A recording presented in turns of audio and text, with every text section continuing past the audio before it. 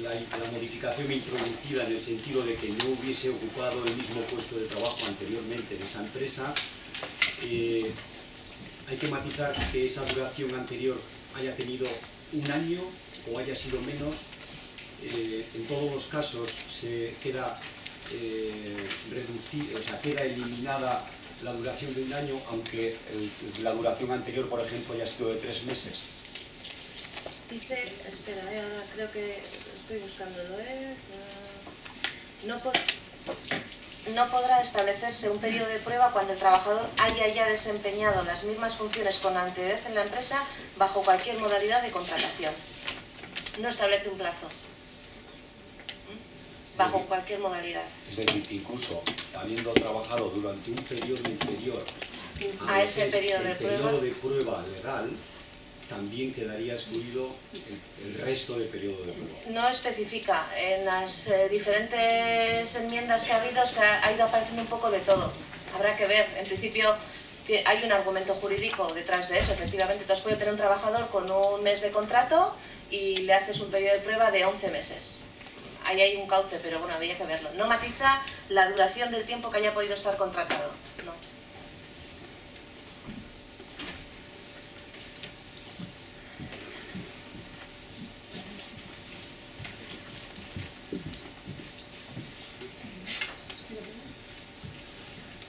Sí, mi consulta era en cuanto a la suspensión. En caso de que no habría acuerdo, ¿cuánto tiempo tendrían los trabajadores para demandar? Bueno, el plazo para demandar tanto la suspensión temporal como los despidos colectivos, una vez que se ha eliminado el trámite de la autorización administrativa, es el mismo que para los despidos. Son 20 días hábiles, es el plazo que tiene para demandar el trabajador frente a la decisión de la suspensión temporal o del despido. Y otra consulta, en caso de los ERES de suspensión anteriores al 2012, ¿cómo sería el tema de la reposición? A ver, yo creo que esto sí que os suscita bastantes dudas, porque quizá, y por eso os hemos puesto esta diapositiva, porque claro, la situación de ERES ha ido prolongando. Entonces, yo creo que la idea generalizada que habéis tenido es que hay una reposición de 180 días de la prestación de desempleo y os habéis olvidado de las fechas, o sea que la situación de suspensión temporal, la medida está vinculada ERE temporal con extinción de contrato. Quizá nos hemos olvidado, hemos pensado, hacemos EREs temporales y una medida que el gobierno nos va a apoyar es que tenemos 180 días para que esos trabajadores estén tranquilos, que mientras no consuman más, no. Bueno, pero realmente nos olvidamos que ya la ley, la primera ley que estableció, que aprobó estas medidas, es de la ley 27 del año 2009. En esa primera ley lo que decía es las medidas de los EREs temporales, creo que era desde octubre del 2009 hasta final del 2010, podrán reponer los trabajadores el desempleo consumido hasta 180 días, siempre y cuando la extinción se produzca antes del 31 de diciembre del 2012. Claro, esos eran EREs hasta final del 2010.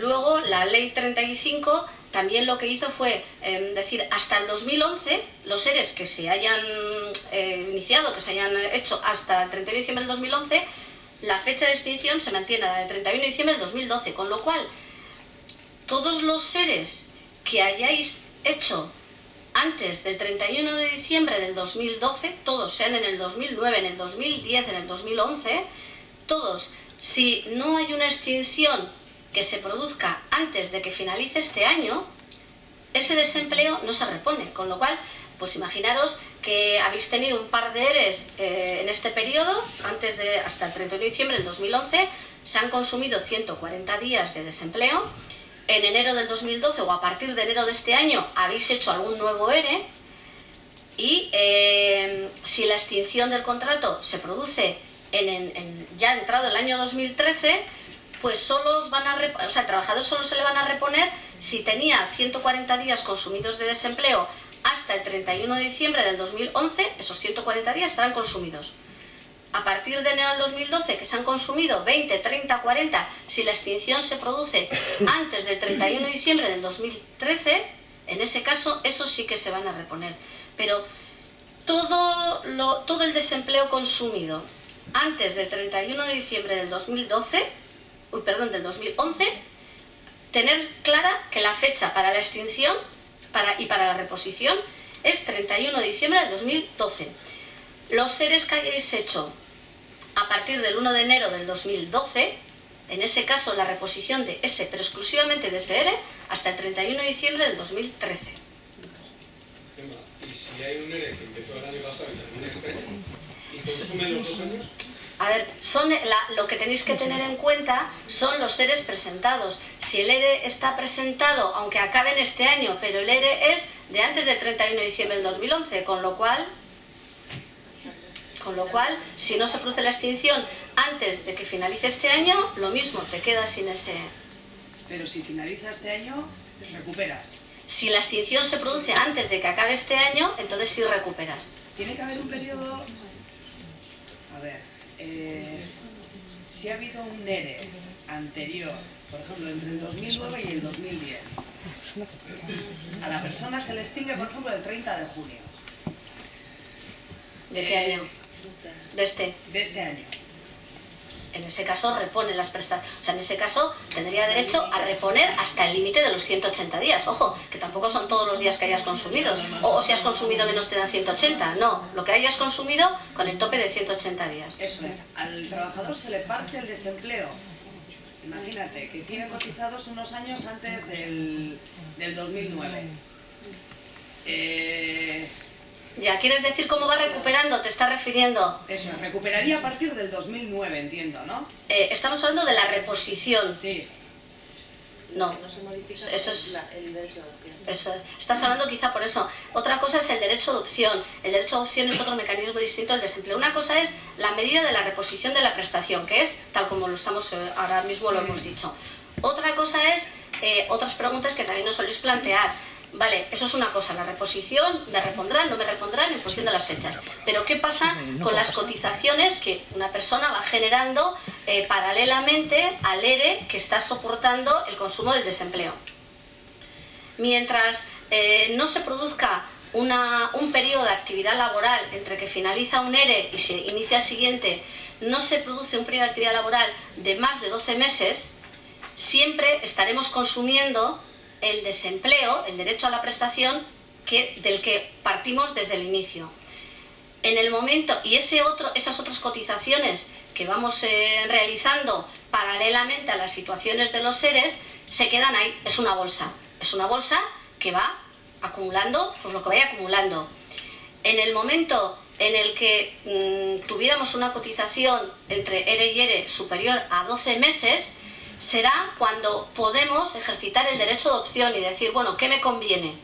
¿Continúo con lo que me quedaba de la prestación de desempleo que dio origen al primer ERE o me acojo a esas otras cotizaciones que yo he ido generando? ¿Qué ocurre en ese momento? Ojo, porque en el momento en el que yo puedo ejercitar el derecho de opción, si opto por lo antiguo porque me interesa más, porque tengo más tiempo, lo nuevo lo pierdo. Pero también por aclararos, por si os encontréis en esa situación, o se pudiera dar el caso, porque a mí alguna empresa ya nos lo ha planteado, que os encontráis en una situación en la que debido a la sucesión de EREs, pues os habéis dado cuenta que a lo mejor hay trabajadores que prácticamente tienen consumido ya la totalidad de los 2 años teóricos, que es el máximo de la prestación, y nos planteaban, ¿ahora qué? Si no trabajamos ininterrumpidamente más de 12 meses, ¿qué pasa? Que nos vamos a un despido sin paro y además eso que hemos ido generando paralelamente no nos sirve. Nos lo hemos consultado con el INEL y nos han dicho que en ese caso, en el caso en el que se produjera esa situación, que ya ha habido un agotamiento de la prestación de ese desempleo inicial, se cogería en ese momento todas esas otras cotizaciones que se hayan ido haciendo en esos periodos paralelos, sin tener en cuenta que tenga que haber un periodo de actividad de 12 meses.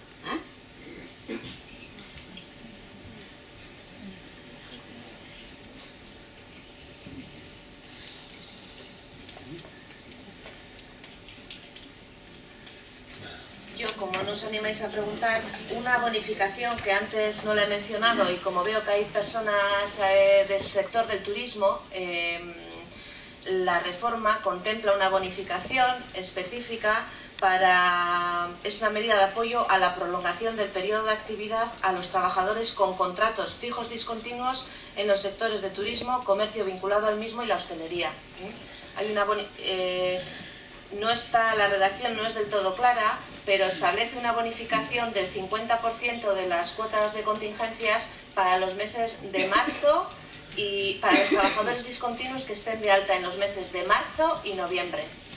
Si alguno o alguna os afecta directamente y estáis interesados, nos lo consultáis. Aprovecho además para deciros que antes nos he dicho, en los cuadros de bonificaciones que tenemos colgados en la página web, desde el manual de contratación ayudas, tenemos ya los cuadros actualizados con las bonificaciones vigentes en este momento.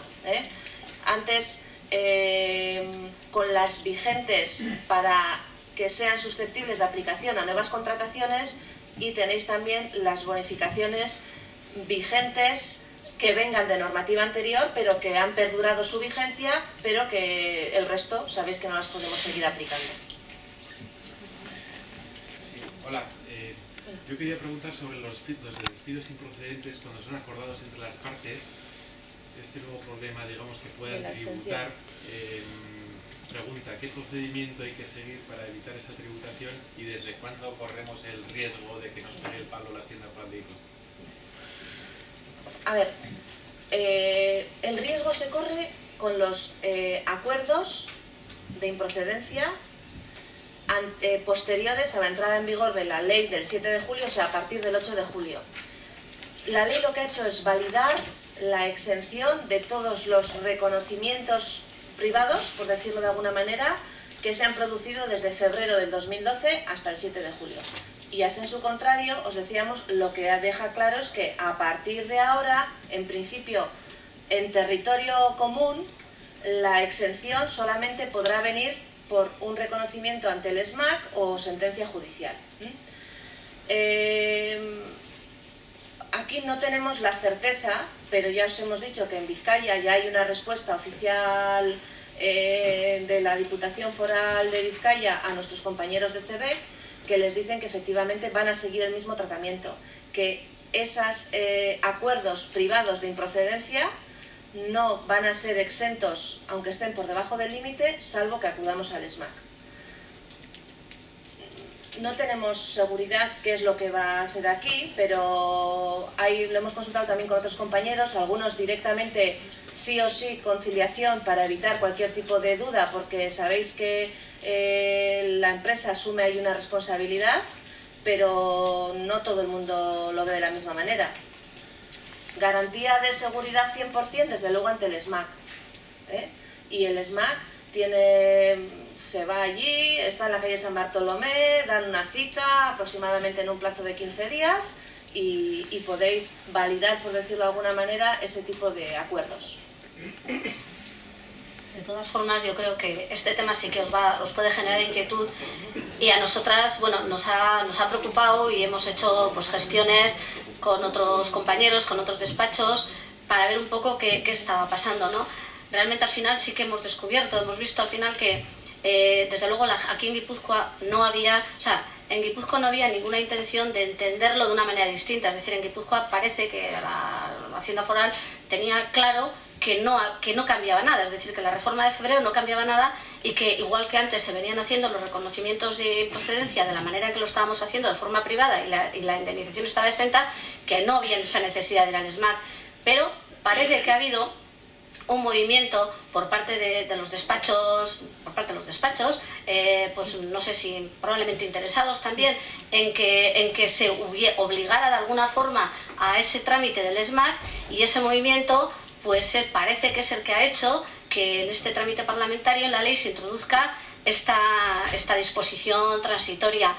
En cualquier caso, pues no sé, yo creo que os diría que lo que os ha dicho María José, pero como ya sabéis que nos tenéis en la asesoría, pues quizá un poco una de las preocupaciones que a lo mejor teníamos esa inmediatez de lo que es el despido, de que yo reconocía y me quedaba como muy tranquilito de que ya me habían firmado, esa situación que se puede generar entre que tomamos la decisión, aunque acordemos y tengamos que ir al SMAC para que esa indemnización esté exenta, bueno, pues hablar con nosotros en la asesoría un poquito para ver cómo podemos a lo mejor afinar en los documentos de acuerdos que hagamos, pues para que, bueno, que no nos pase ningún otro cambio y que quede claro que la conciliación es exclusivamente no para cuestionarnos el acuerdo, dejar cerrado el acuerdo, y el acto de conciliación exclusivamente para garantizar la exención de esa indemnización. Una última pregunta, voy a intentar ser breve. Despido por absentismo. Imaginemos que tengo un trabajador en el disparadero, ya un 5% de las jornadas en los últimos 12 meses, está muy a punto ya de pillarle, se coge una baja. Estando de baja, si cumple los requisitos, procedo a despedir. Me arriesgo a que la baja dure 20 días, entonces ya no pueda computarlo y entonces intento, ¿qué es lo que toca? A ver, yo te voy a dar mi inspiración y luego Gemma que te dé la suya, porque inspiración divina hace falta.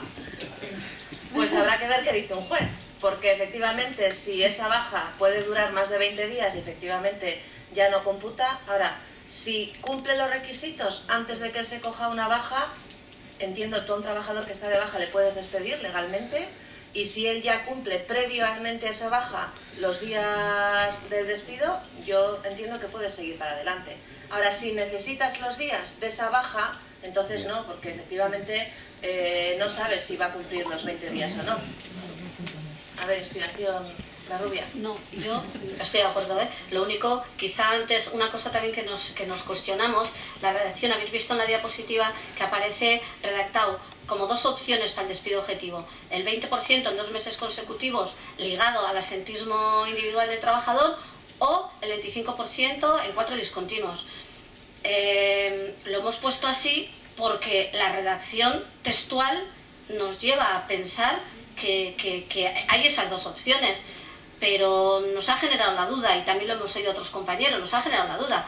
¿Qué han querido decir? O sea, ¿realmente han querido que ese nuevo requisito que han introducido del 5% del asentismo individual solamente esté ligado al supuesto del 20% de asentismo de 2 meses consecutivos y no al del 25%? No sé, nos ha quedado ahí un poco la duda, pero es que realmente os lo hemos transcrito así en la diapositiva, porque es que la redacción literal es esa. Os recuerdo también, de todas formas, se me ha olvidado deciros, como alguno pues a lo mejor anda un poco justo de tiempo, nosotros, como os decíamos, teníamos pensado, estamos abiertos hasta 2 horas, lo que vosotros os interese de preguntarnos, pero os recuerdo lo de la encuesta de satisfacción, pues que por nuestro sistema, para que la podáis rellenar al final. Sí, no hemos acabado.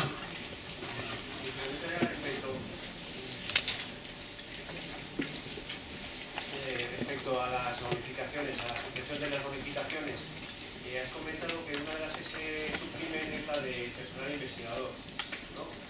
Pero ahí yo creo que había 2 tipos de bonificaciones. Una era por el personal investigador, pero otra era por la actividad de la empresa, que fuera una actividad investigadora y que renunciabas a las deducciones en impuestos sobre sociedades por temas de investigación y desarrollo y te acogías a la bonificación de seguridad social del 40%. ¿Esas también han desaparecido? Sí, sí. Tenemos, o sea, eso está claro que desaparecen esas bonificaciones, y ahí ni tan siquiera tenemos la excepción del territorio común, porque aquellas que opten por la deducción en el impuesto de sociedades, efectivamente parece que estamos en normativa tributaria territorio común y no foral, pero las bonificaciones clarísimamente desaparecen, las que veníamos disfrutando, y además es uno de esos capítulos donde hay derogación de expresa, donde expresamente derogan. Si estás interesado o en el contenido de la norma o expresamente hablamos luego, las referencias normativas de todas las disposiciones que contemplan una y otra opción están derogadas expresamente.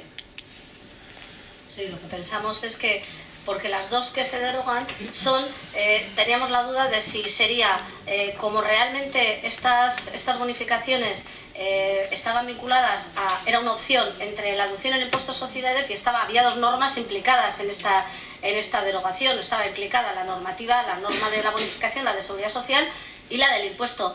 Realmente las 2 que se derogan expresamente hacen mención a la bonificación, porque lo único que hacen en todo caso es decir que en aquellas empresas que no hubieran optado por el artículo tal de la ley del impuesto de sociedades, con lo cual realmente lo que se deroga es la bonificación. Las que hubieran optado o por hacer la deducción al impuesto de sociedades, mientras no se modifique, que lo que no sabemos es que probablemente a lo mejor por lógica, si lo que quieren es quitar y recortar, pues a lo mejor el impuesto de sociedades lo puedan retocar. Pero realmente en ese tema lo que se deroga es la bonificación. El que se estaba practicando la bonificación, ese no se puede practicar la bonificación. Yo quería preguntar por el gran ausente en todas estas reformas, que es el contrato de relevo. Sí. Hay una leyenda urbana que dice que no lo van a tocar porque hay un acuerdo con la Merkel, pero el tema es, ¿nos va a aguantar hasta el 2012? ¿Habéis oído algo? ¿Hay previsiones? ¿Con todo el costo que tiene? Pues no lo han tocado. Sabéis que en principio el 1 de enero entra en vigor la ley 27 que se publicó en agosto del año pasado, y que con todo el tema de los ajustes, pues efectivamente ya empieza a haber, en la comparecencia de Rajoy del miércoles pasado, habló de racionalizar los procedimientos de jubilación anticipada, y están saliendo cosas de que van a retrasar la jubilación involuntaria de 61 a 63... Bueno, no sabemos, no hay certeza. Parece que la previsión es que hagan lo mismo que han hecho este sábado con este paquete de medidas, pues que el sábado que viene o el siguiente puedan publicar otro decreto donde tomen ese tipo de medidas, que parece inevitable el tema de acortar las disposiciones transitorias de la entrada en vigor de la jubilación a los 67 años y los periodos de carencia más amplios, y desde luego lógica no tiene ninguna mantenerlo. Hasta ahora muchas veces hemos tenido miedo de que quiten el contrato de relevo. Parece que el acuerdo con comisiones y UGT al gobierno anterior le hacía sujetar eso, y ahora no tiene mucho sentido. Y si desde luego hablan de alargar, de anticipar la entrada en vigor de la jubilación con 67 años y de todo este tipo de situaciones y de recortes, si fuera bonificaciones, si fuera seguir manteniendo la vía de la jubilación parcial, desde luego en el contexto es una... Bueno, yo veo negro sobre blanco, pero no sabemos qué va a pasar. Ayer con Gema estuvimos comentando una noticia que salía en prensa. ¿Quién era el que...? Bueno, probablemente la habréis visto todos, ¿eh? Salía precisamente de la reunión que está comentando Mari José, sobre el tema de la jubilación. Jubilación parcial, sí. Ponía, el gobierno se propone retrasar la jubilación anticipada desde los 61 a los 63. Entonces, lo que venía a decir la noticia es que hay dos excepciones en estos momentos para poderte jubilar a los 61 años. La jubilación anticipada involuntaria y la jubilación parcial a través del contrato de relevo. Entonces, precisamente lo que decía, que el Ejecutivo lo que está estudiando es suprimir esas dos excepciones. De 61. Que son esas dos, claro. ¿Lo va a hacer de golpe y porrazo? Pues visto un poco todas las medidas con las que nos están sorprendiendo, pues a lo mejor el sábado pues tenemos alguna otra novedad. Pero bueno, lo que está claro es que en el decreto, este Real Decreto Ley del viernes, ahí no hay nada. Ahí en ese en concreto no hay nada. Esperamos otro que se vale. O sea, que en estos momentos hacer cálculos cuando nos estéis preguntando en la asesoría, pues tenemos algún trabajador, estamos pensando, pues que el año que viene cumplirá los 61, cumplirá no sé qué, pues yo creo que en estos momentos mejor no hacer cálculos y esperar a ver qué es lo que sale, porque además lo que salga va a salir muy rápido y entonces ya tendremos claro qué es lo que podemos hacer. ¿Y si sale será con efecto inmediato? Están las entradas en vigor desde la reforma de febrero, esta del 7 de julio, al día siguiente la publicación. Ha habido, históricamente igual decían, al día siguiente hábil o no, el domingo. Los publican un sábado y están entrando en vigor el domingo. Y esperemos que no vayan para atrás, porque las bonificaciones, lo que ha pasado con este Real Decreto Ley del viernes, es algo que no había ocurrido nunca. Es decir, que una norma te suprima bonificaciones o derechos concedidos y estarlos disfrutando y aplicando en base a normativas anteriores, que también te digan que no, que te suprimes, que tú venías aplicando en base a algo que en su momento te lo concedieron, pero bueno, pues ahora llega un Real Decreto y te dice que no, que lo dejas de aplicar, ¿no? Ha sido muy... Eso habéis dicho que es de aplicación con la nómina de agosto, ¿no? Con lo que pagamos en septiembre, ¿no? Sí. Más que con la nómina, con los boletines de cotización. Sí, pero vamos. De hecho, con el tema, lo que comenta Gemma, con el tema de las bonificaciones, en la ley, la del 7 de julio, en una de las disposiciones transitorias, dice que aquellas empresas que se vengan bonificando por bonificaciones recogidas en normativa legal vigente anteriormente, seguirán rigiéndose por lo que venía en ese momento. Y en la del sábado pasado han hecho ya, o sea, te quiero decir, en un plazo de una semana han quitado esa disposición de respeto a las bonificaciones anteriores y ahora ya no hay. Sobre el tema de las jubilaciones, a lo que pasa de 65 a 67 años, gente que está ahora mismo en la frontera se prevé, es decir, que gente que, por ejemplo, en julio, en agosto va a hacer los 65, a esa gente se les puede recomendar que se jubile inmediatamente en lugar de que esperen a final de año. Yo, salvo que tengáis interés en que se queden, desde luego, los que tengan la edad para acceder a la jubilación parcial o a la jubilación ordinaria, sí, si estáis interesados en llevar adelante esas jubilaciones, la recomendación sería hacerlo, porque no sabemos si van a llegar, porque nosotras incluso nos planteábamos en el trámite parlamentario, o sea, desde que ya existía el acuerdo de la reforma, o bueno, el acuerdo, ya se publicó en el boletín del Congreso, han tardado tiempo en publicarlo en el boletín oficial del Estado, han tardado 3 o 4 semanas.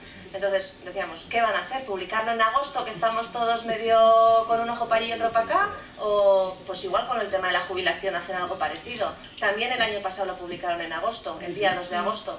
Bueno, y la eterna duda es, si modifican la ley que entra en vigor en enero del 2013 de reforma de pensiones, ¿qué van a hacer la modificación? Lo que decías tú un poco, Aintzane.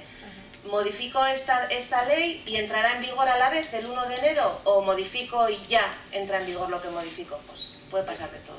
Tiene pinta de que todo rápido.